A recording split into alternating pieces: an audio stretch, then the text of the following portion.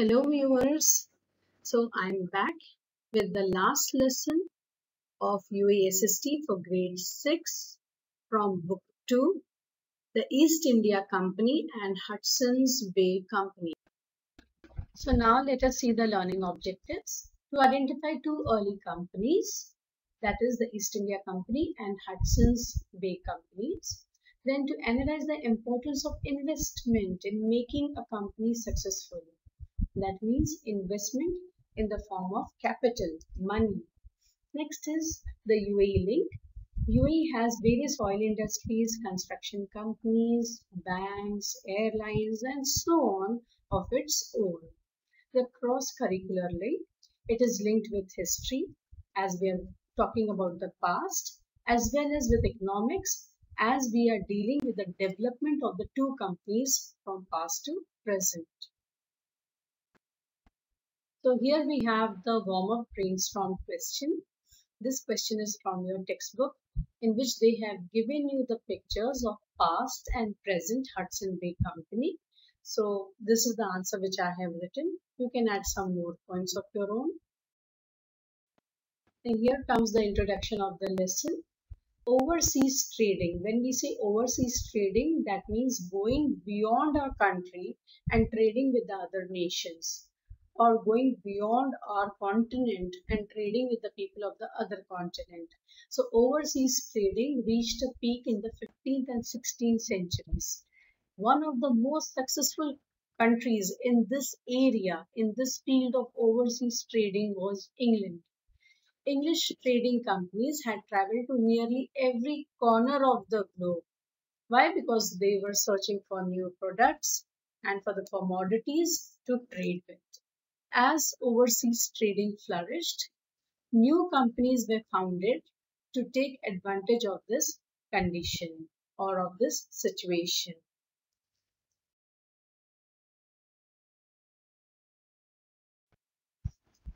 Let's see the East India Company. The East India Company began in 1599. A group of merchants asked Queen Elizabeth I, who was the Queen of England during that time, for some funds so that they can sail to East Indies. East Indies, that means present day Central America. Now, why did they wanted to go over there? Because they wanted to trade over there with East Indies and get maximum profits for themselves. The Queen agreed to fund this voyage and even signed a charter.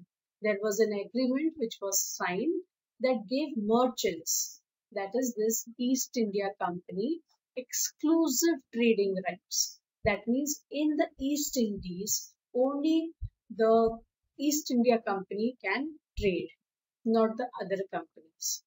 This charter was a powerful document.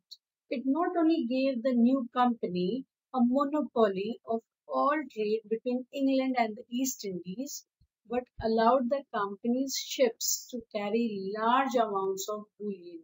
When we say bullion, that is the gold or the silver, which was required for this trading purpose. Next, this charter was one of the first kind of financial organization. That means a joint stock company was born. Now, what do we understand by this joint stock company is given in detail in this lesson. But for now, a business that is owned by the group of people who are the shareholders of the company. So they buy the shares of the company.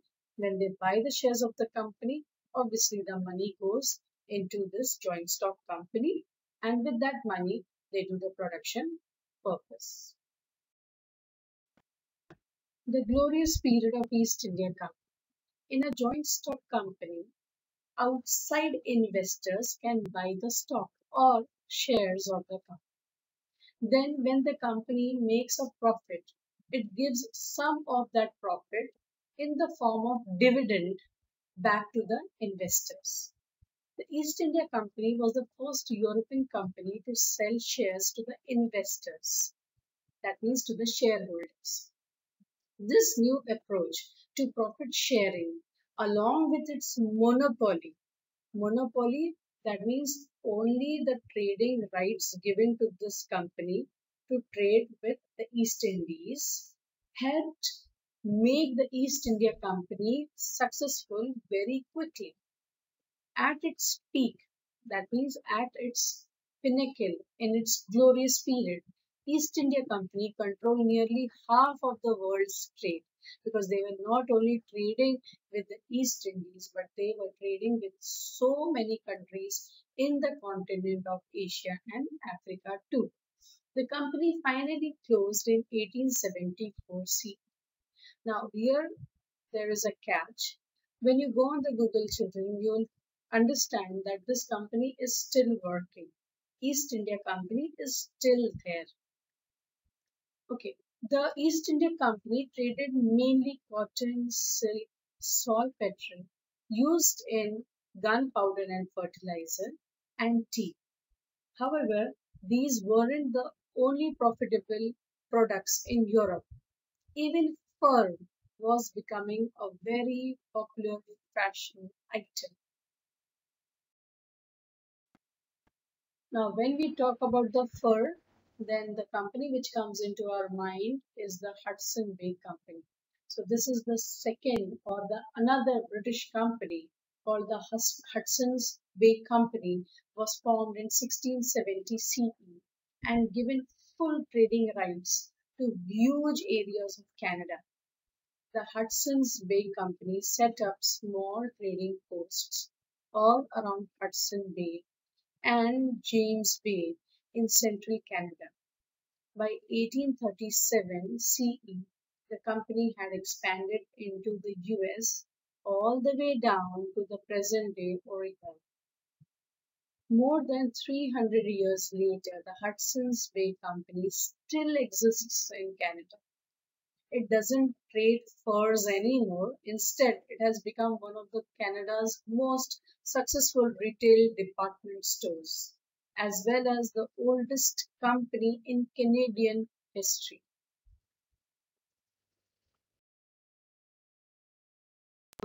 Activity. Now, these are the activities from your textbook. You just have to put a tick for this activity 1 in your Activity 2 is the map activity, which you are supposed to do it in your textbook itself. Please take the help of Google Map or Atlas. Here comes activity 3. It is the ordering. They have given you the flow chart and they want you to order it. So the ordering has been done in chronological order over here. Besides that, below in red, you can see those numbers. So those are the numbers which you can put it in those blanks given to you in the textbook.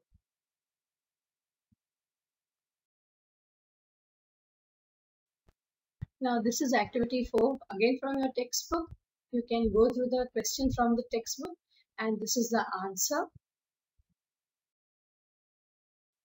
So here we have activity 5, which is just an extension of your activity 4, in which how will you do the pricing of your juice product. So this is what I could understand. I have written it down for you. You can check the answer.